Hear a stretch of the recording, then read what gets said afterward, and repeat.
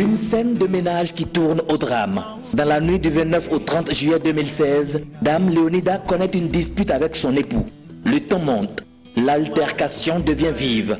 Le mari asperge Léonida d'essence et met le feu. Les faits remontent à la nuit du vendredi 29 juillet au samedi 30 juillet 2016. Selon la voisine de la victime, vers 4 h du matin, elle a dit qu'elle a entendu du bruit et puis des éclats de voix venant du côté de son voisin. Et son voisin se trouve justement être l'auteur des faits qui a pour nom Nyangueno Ghislain et donc qui vraisemblablement se disputait avec sa concubine qui est Madame Kapochichi Léonida.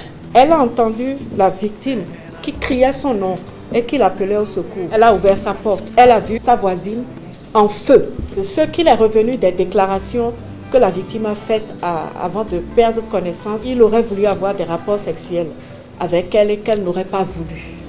Il se serait fâché, il a pris de l'essence et il l'a complètement aspergée avec elle le temps qu'elle réagisse en fait. Aussitôt après l'aspersion, un coup d'allumette a suivi et aussitôt il est sorti de la chambre. Vu la gravité de ces brûlures, l'hôpital Saint-Luc a préféré la transférer au CNHU. Des dires du certificat établi par le médecin, plus de la moitié de son corps était gagné par les brûlures dont la majorité était entre le 2e et le 3e degré. De la dispute jusqu'à son décès, Léonida a bénéficié de l'assistance de Wildaf Bénin. Prise en charge psychologique, accompagnement juridique et autres. Aujourd'hui, Wildaf Bénin se réjouit de l'issue de l'enquête. On a également aidé la dame à rédiger une plainte qui a été déposée entre les mains du procureur. Malheureusement, le 1er août, en début d'après-midi,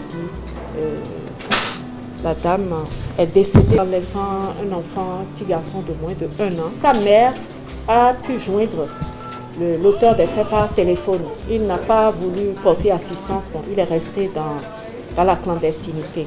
On s'est débrouillé pour que la maman soit prise en charge psychologiquement par M. Aimé Atiléou, qui est le psychologue qui intervient au niveau de notre centre à Cotonou. Le commissariat de Fifadji a réussi à le retrouver dans un domicile privé ici à Cotonou. Le 15 septembre dernier, est placé sous mandat de dépôt. Nous n'avons pas le moindre doute que la justice sera rendue. Une justice que nous espérons être éducative parce que punitive. Une justice éducative parce que opposant une tolérance zéro à de tels actes. Nous devons être les gardiens les uns des autres et veiller à ce que des vies ne soient plus gaspillées, ne soient plus perdues, ne soient plus brisées dans leur élan de façon aussi gratuite.